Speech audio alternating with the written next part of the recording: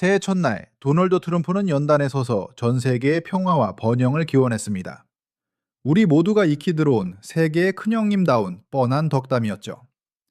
하지만 그로부터 불과 3일 뒤 바로 그 트럼프가 미군을 베네수엘라로 진격시켜 한 주권 국가의 현직 대통령을 체포해오는 초유의 사태를 일으켰습니다. 현대 국제관계 역사상 전례를 찾아보기 힘든 충격적인 사건이었습니다. 미주 대륙 전체가 발칵 뒤집혔고 전 세계는 경악을 금치 못했습니다. 그리고 공교롭게도 이 나라는 지구상에서 가장 많은 석유 매장량을 보유한 국가입니다. 자, 그렇다면 오늘 영상에서는 미국이 왜 이런 극단적인 대통령 체포 작전을 감행했는지 그 진짜 동기를 파헤쳐 보겠습니다. 단순히 세계 최대의 석유 매장량 때문일까요? 아니면 우리가 모르는 더 깊고 어두운 지정학적 이유가 숨겨져 있을까요? 반갑습니다. 범증입니다. 오늘 영상은 여러 정보 출처와 분석을 바탕으로 재구성되었으며 베네수엘라의 깊은 늪속으로 함께 들어가 보시죠. 이 사태의 본질을 이해하려면 시계를 2000년대 초반으로 되돌려야 합니다. 그리고 베네수엘라의 운명을 송두리째 바꾼 한 남자, 우고 차베스에 대해 알아야 합니다. 1999년부터 2013년까지 집권했던 차베스의 머릿속에는 한 가지 확고한 생각이 자리 잡고 있었습니다. 바로 베네수엘라는 불공정한 국제 질서의 피해자라는 것이었죠. 소중한 자원은 해외로 유출되고 남은 것은 가난과 불평등뿐이라는 인식이었습니다. 차베스는 집권하자마자 적을 명확히 규정했습니다. 바로 워싱턴, 미국이었습니다. 그때부터 베네수엘라의 모든 대소사는 경제적, 정치적 주권을 되찾는다는 명분 아래 돌아가기 시작했습니다. 그 중심에는 당연히 석유가 있었죠. 차베스는 국영 석유 기업인 PDVSA를 완전히 뜯어고쳤습니다. 단순한 기업이 아닌 혁명을 위한 자금줄로 변모시킨 것입니다. 석유를 팔아 번 막대한 달러는 의료, 교육, 식료품 보조금 같은 사회복지 프로그램으로 직행했습니다. 그 대가로 차베스는 빈곤층의 절대적인 정치적 충성심을 얻었습니다. 이것이 바로 차베스 권력의 가장 단단한 기반이 되었죠. 하지만 이 석유 혁명의 대가는 혹독했습니다. 서방 에너지 기업들과의 관계가 급속도로 금이 가기 시작한 겁니다. 엑슨모빌이나 코노코필립스 같은 거대 기업들이 고기와 조치와 법적 분쟁 끝에 베네수엘라에서 짐을 싸서 나갔습니다. 투자자들의 눈에 베네수엘라는 더 이상 기회의 땅이 아니었습니다. TV 연설 한 번이면 계약서가 휴지 조각이 될 수 있는 정치적 리스크가 극도로 높은 위험지대로 전락해버린 것이죠. 2013년 차베스가 사망하고 니콜라스 마두로가 권력을 이어받았을 때 서방 세계는 내심 기대를 했습니다. 혹시라도 베네수엘라가 다시 친미 노선으로 돌아오지 않을까 하고 말이죠.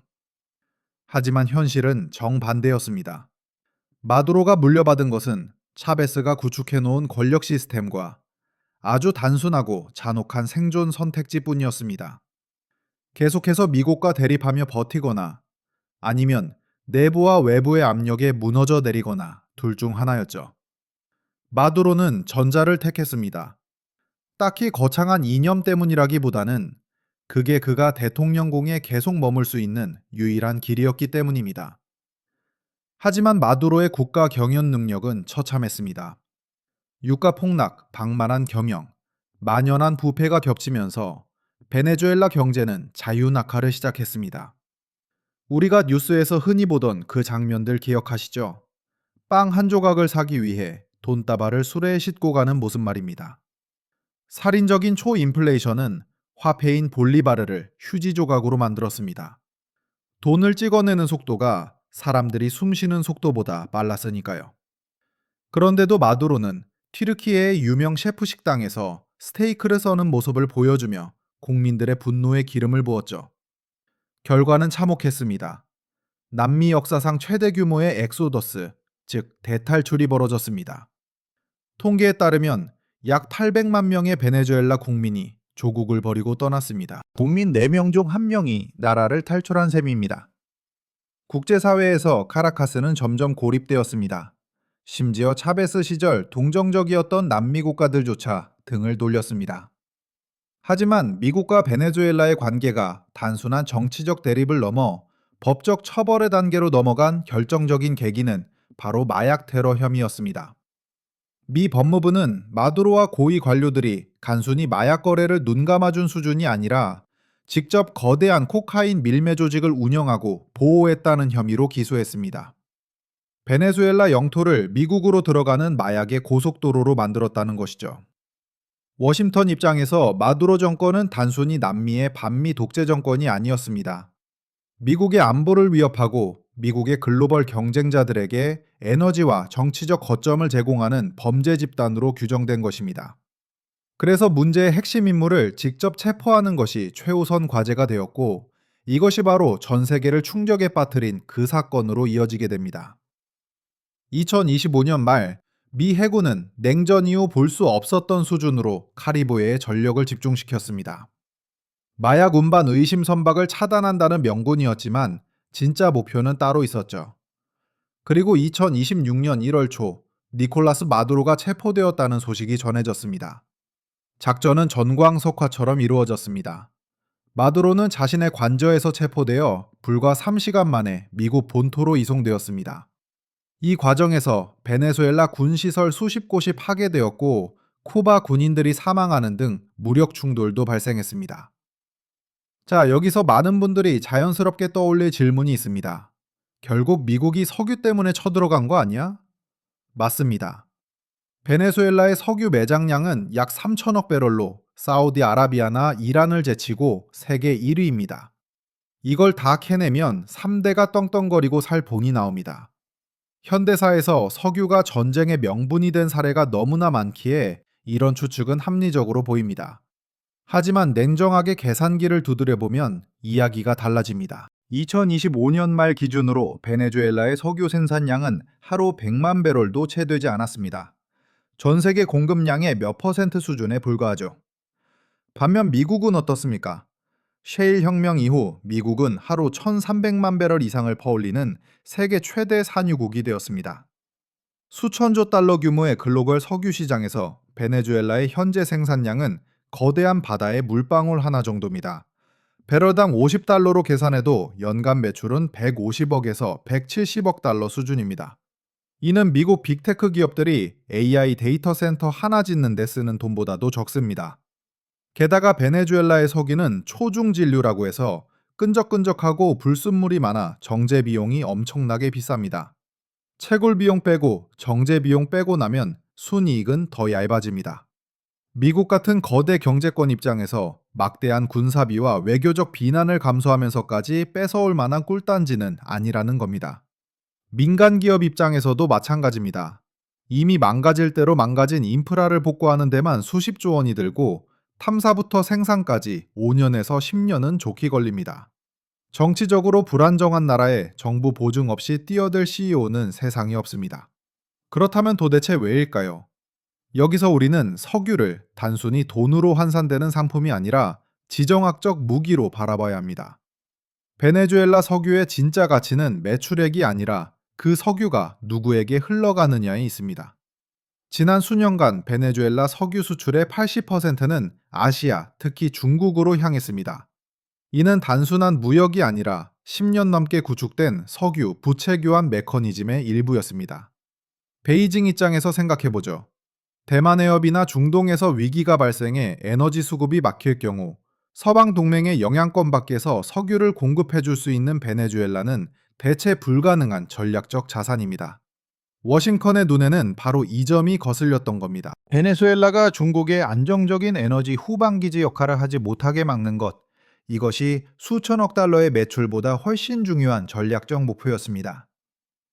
만약 카라카스에 친미 정권이 들어선다면 중국으로 향하던 그 석유 파이프라인은 언제든 잠길 수 있습니다.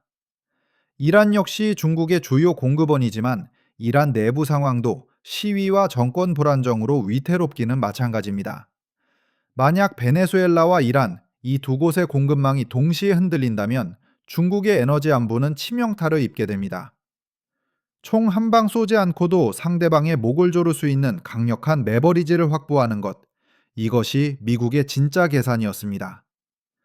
여기에 더해 카라카스와 베이징 사이에 얽히고 설킨 부채 문제도 흥미롭습니다. 베네수엘라는 중국으로부터 약 1,000억 달러를 빌렸고 그 담보는 대부분 장기 석유 공급 계약이었습니다. 이는 석유가 베네수엘라를 중국의 영향권 안에 묶어두는 밧줄 역할을 했다는 뜻입니다. 만약 친미 정권이 들어서서 이 부채 상환을 거부하거나 재조정한다면 이는 중국의 1대1로 프로젝트에 참여한 다른 국가들에게도 나쁜 선례를 남기게 됩니다. 이 사건은 또한 트럼프 행정부의 외교 노선을 명확히 보여줍니다. 세계 경찰 노릇은 그만하겠다던 트럼프지만 서반구른 구역이다라는 메시지는 확실했습니다. 분석가들은 이를 먼로 독트린 2.0라고 부릅니다. 미국이 중동이나 동유럽 같은 먼 곳에 힘을 쏟는 동안 정작 미국의 안보와 번영에 직결되는 앞마당, 즉 라틴 아메리카를 방치했다는 것이 트럼프 팀의 판단이었습니다. 이 논리에 따르면 라틴 아메리카는 반드시 안정시켜야 할 전략적 위성 국가들입니다. 이곳에 힘의 공백이 생기면 그 자리를 중국이나 러시아 혹은 범죄 조직이 차지할 테니까요. 그래서 트럼프는 지역 지도자들에게 아주 직설적이고 때로는 모욕적인 압박을 가했습니다. 우리 편에 서거나 아니면 문제의 일부로 취급받거나 중간은 없다는 태도입니다. 이러한 접근 방식의 결과로 남미 지역의 분열은 더욱 심화되었습니다. 쿠바, 볼리비아, 니카라과 같은 좌파 정부들은 전례 없는 압박을 받게 되었고 브라질이나 아르헨티나 같은 전통적 우방들은 미국 궤도에 머물도록 강요받았습니다. 당근보다는 채찍이 훨씬 많이 사용되는 살벌한 눈치 게임이 시작된 것입니다. 그렇다면 이 전대미문의 사건 이후 세상은 어떻게 변할까요? 아시아, 특히 대만에서는 마두로 체포 소식을 불안한 눈으로 지켜봤을 겁니다.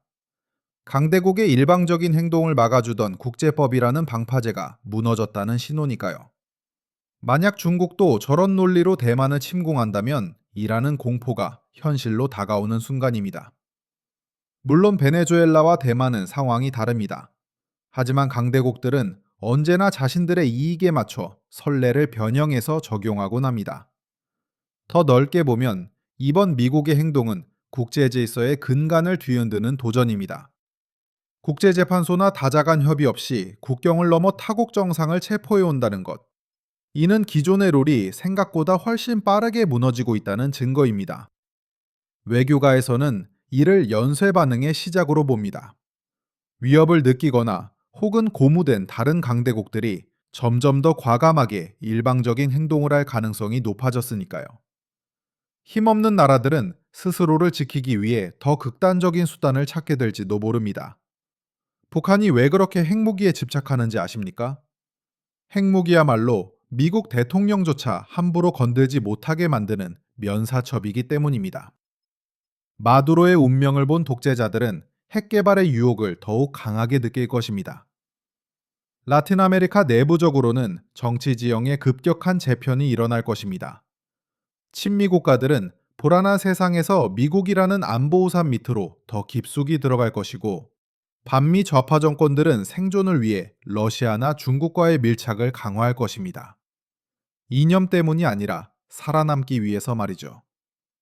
중립이라는 개념은 설 자리를 잃고 지역은 양극단으로 찢어지게 될 것입니다. 이러한 흐름은 우리 대한민국에도 간접적인 영향을 미칩니다. 전통적으로 강대국 사이에서 균형을 잡는 대나무 외교를 펼쳐온 우리지만 트럼프 행정부의 노골적인 줄 세우기 앞에서는 선택을 강요받을 수밖에 없습니다. 앞으로 우리는 원하든 원치 않든 이 거대한 싸움에서 어느 한쪽을 선택해야 하는 순간을 맞이하게 될 것입니다. 그 선택이 무엇이든 그리고 그 대가가 무엇이든 간에 정답은 오직 미래만이 알고 있을 것입니다. 오늘 영상은 여기까지입니다. 미국의 베네수엘라 대통령 체포 사건, 단순히 영화 같은 이야기로만 들리셨나요? 그 이면에는 석유, 돈, 그리고 세계 패권을 둘러싼 치열한 수싸움이 숨겨져 있었습니다. 내용이 유익하셨다면 구독과 좋아요 부탁드립니다. 혹시 놓친 부분이 있거나 다른 의견이 있으시다면 댓글로 자유롭게 남겨주세요. 그리고 더 깊은 경제, 정치 이야기를 나누고 싶으시다면 설명란에 있는 범증 팬페이지 링크를 통해 함께 소통했으면 좋겠습니다. 저는 범증이었습니다. 다음 영상에서 더 흥미롭고 날카로운 분석으로 찾아뵙겠습니다. 감사합니다.